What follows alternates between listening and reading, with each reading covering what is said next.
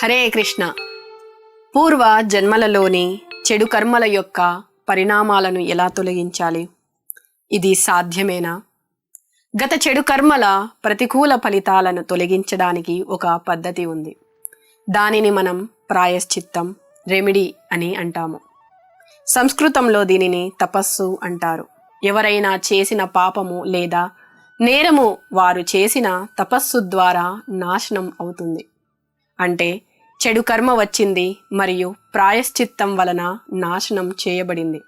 కానీ సమస్య ఏమిటంటే మనమందరం లెక్కలేనన్ని జన్మలను తీసుకున్నాము.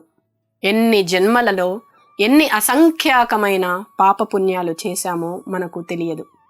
కొన్ని కర్మలు తెలిసి, కొన్ని కర్మలు తెలియక చేశాము. ఈ జన్మలోనే మనం ఆ పాపాలన్నింటినీ నశింపచేయాలంటే, చెడు కర్మల ఫలాలను తుడిచివేయాలంటే ఎంత తపస్సు చేయాలి, ఎన్ని ప్రాయశ్చిత్యాలు చేయాలి? అన్నీ మనం చేయగలమా? మీరు తపస్సు చేయగలరా అనేదే చాలా పెద్ద ప్రశ్న. మన భారత యుద్ధం తర్వాత ఒకసారి ధృతరాష్ట్రుడు శ్రీకృష్ణుణ్ణి ఇలా అడిగాడు, నేను ముసలివాడిని, నా కొడుకులంతా నా ముందే చంపబడ్డారు, అందుకు నేను బాధ అనుభవించవలసి వచ్చింది. మరి ఇది నా కర్మల ఫలితాలు అని అనుకుంటే అందుకు నేను చేసిన పాపాలేంటి? అప్పుడు కృష్ణ భగవానుడు ఇలా అన్నాడు, ఈ జన్మలో నువ్వు ఎలాంటి పాపం చెయ్యలేదు, అయితే గత జన్మ సంగతి ఏమిటి అని అన్నాడు. ధృతరాష్ట్రుడికి తన పోయిన 3 జన్మలను చూసే, అంటే గుర్తు పెట్టుకునే వరం ఉన్నది. ఆ వరం ద్వారా ధృతరాష్ట్రుడు తన గత జన్మను చూసి, లేదు, పోయిన జన్మలో నేను అలాంటి పాపం ఏమీ చేయలేదు అని సమాధానం ఇచ్చాడు. కృష్ణుడు అతనిని పోయిన జన్మకి ముందు జన్మలో నీవు చేసి ఉండవచ్చు కదా అని అన్నాడు. అప్పుడు ధృతరాష్ట్రుడు ఆ పోయిన జన్మలో చూసి, అప్పుడు కూడా నేను ఎలాంటి పాపం చేయలేదు అని సమాధానం ఇచ్చాడు. అప్పుడు కృష్ణుడు ఇంకా ముందు జన్మలో పాపం చేసి ఉండవచ్చేమో అని అన్నాడు. అప్పుడు ఆ పోయిన 3వ జన్మలో కూడా నేను ఎలాంటి పాపం చేయలేదు అని సమాధానం ఇచ్చాడు ధృతరాష్ట్రుడు.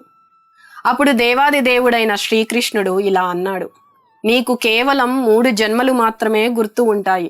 అంతకుముందు లెక్కలేనన్ని జన్మలకు సంబంధించిన కర్మలు నీకు గుర్తు ఉండవు. వాటిని సంచిత కర్మలు అని పిలుస్తారు.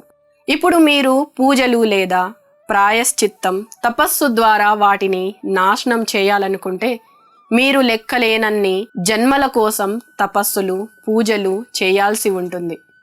ఇక దానికి అంతమే లేదు. అది సాధ్యం కాదు కూడా. ఎందుకంటే మనం పుట్టిన ప్రతిసారి మనం ఏ పరిస్థితుల్లో ఉంటామో, ఏ శరీరంలో ఉంటామో, ఎలాంటి వ్యక్తుల మధ్య ఉంటామో, ఎలాంటి కుటుంబాలలో, ఎలాంటి పరిస్థితుల్లో కలిసి ఉంటామో అసలు తెలియదు. తెలిసే అవకాశమూ లేదు. మన జీవితం పట్ల మన స్పృహ ఎలా ఉంటుంది? మనకు తెలియకుండానే మన చేత ప్రతిసారి ఏదో ఒక మంచి జరుగుతుంది, ఏదో ఒక చెడు జరుగుతూ ఉంటుంది. ఆ కర్మ ద్వారా మళ్ళీ బాధపడవలసి వస్తుంది. ఒకవేళ ఏదో ప్రాయశ్చిత్తం చేసుకొని చేసిన ఒక చెడు కర్మను నాశనం చేసినా కూడా హృదయంలో ఇంకా ఆ ప్రవృత్తి అలాగే ఉంటుంది. ఉదాహరణకు, జైలుకు వెళ్ళి శిక్ష అనుభవించి చేసిన పాపపు ఫలాలను నాశనం చేసుకున్నా కూడా పాపం చేసే ధోరణి అలవాటు పోదు. అలాంటప్పుడు అపరాధి సమాజం దృష్టిలో నేరస్తుడు కాకపోయినా అతని హృదయంలో ఇప్పటికీ నేరం లేదా పాపం చేసే ప్రవృత్తి, ఆ అలవాటు అలాగే ఉంటుంది. అప్పుడు అతను ఇంకా ఎలాంటి నేరాలు చేయాలి అనే ఆలోచనలోనే ఉంటాడు. ఈ విధంగా మన హృదయం అపరిశుద్ధంగానే ఉంటుంది. ఆ అపరిశుద్ధతకు అతి పెద్ద కారణం మన అజ్ఞానం. అలాంటి అజ్ఞానం నుండి బయటకు రావాలంటే, ఇలాంటి సమస్యలో అన్నింటిలో నుండి పూర్తిగా మనం బయటపడాలంటే మనం భక్తిని కలిగి ఉండాలి. ఈ ఉన్నతమైన కృష్ణ భక్తియుత సేవ మన గత జన్మల పాపాలను నశింపచేస్తుంది, హృదయాన్ని శుద్ధి చేస్తుంది మరియు మన హృదయంలో మలినాలకు కారణమైన అజ్ఞాన్ని తొలగిస్తుంది. కేచిత్ కేవలయా భక్త్యా వాసుదేవా పరాయణాః అఘం ధ్వన్నంతి కార్స్తేన నిహారమివా భాస్కరః. ఈ శ్లోకం భాగవతంలో చెప్పబడింది. అంటే కృష్ణుని పట్ల సంపూర్ణమైన నిస్వార్థమైన భక్తితో కూడిన సేవను స్వీకరించిన అరుదైన వ్యక్తి మాత్రమే పాపపు కర్మలను మళ్ళీ చేసే అవకాశం లేకుండానే వాటిని నిర్మూలించగలడు. సూర్యుడు తన కిరణాల ద్వారా పొగమంచును తక్షణమే తొలగించినట్లుగా అతను కేవలం భక్తితో సేవ చేయడం ద్వారా దీన్ని చేయగలడు. అయితే భక్తి మార్గం అవలంబిస్తున్నామని దానివల్ల వెంటనే మనం చేసిన దుష్కర్మల దుఃఖాలు కూడా వెంటనే నశిస్తాయి అని మనం అర్థం చేసుకోకూడదు. మన పూర్వపు కర్మల ప్రకారం మనం చేసిన కర్మల ఫలితాలను మనం సుఖం లేదా దుఃఖం రూపంలో పొందుతూ ఉంటాము. ఉదాహరణకి మనం ఫ్యాన్ స్విచ్ ఆఫ్ చేస్తే ఫ్యాన్ వెంటనే ఆగుతుందా? ఆగదు కదా.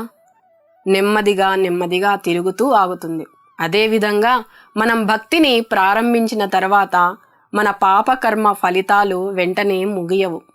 క్రమంగా తగ్గిపోయి చివరకు అవి అంతమైపోతాయి, నాశనము చేయబడతాయి. కానీ కృష్ణ భక్తుని విషయంలో ఈ దుఃఖాలతో అతడు కలవరపడడు. అతడు ఏ పరిస్థితిలోనైనా భగవంతునికి శరణాగతి చెంది కేవలం భగవంతుడే తన జీవితాన్ని నియంత్రిస్తున్నాడని ఆలోచిస్తాడు, అర్థం చేసుకుంటాడు. ఇది మాత్రమే ఆలోచిస్తాడు. ఈ కలియుగంలో భగవంతుడిని ఆరాధించడానికి సులభమైన మార్గం ఏమిటంటే భగవంతుని పవిత్రమైన ఆధ్యాత్మికమైన నామాన్ని జపించడమే. హరే కృష్ణ హరే కృష్ణ కృష్ణ కృష్ణ హరే హరే, హరే రామ రామ రామ హరే హరే. హరే కృష్ణ.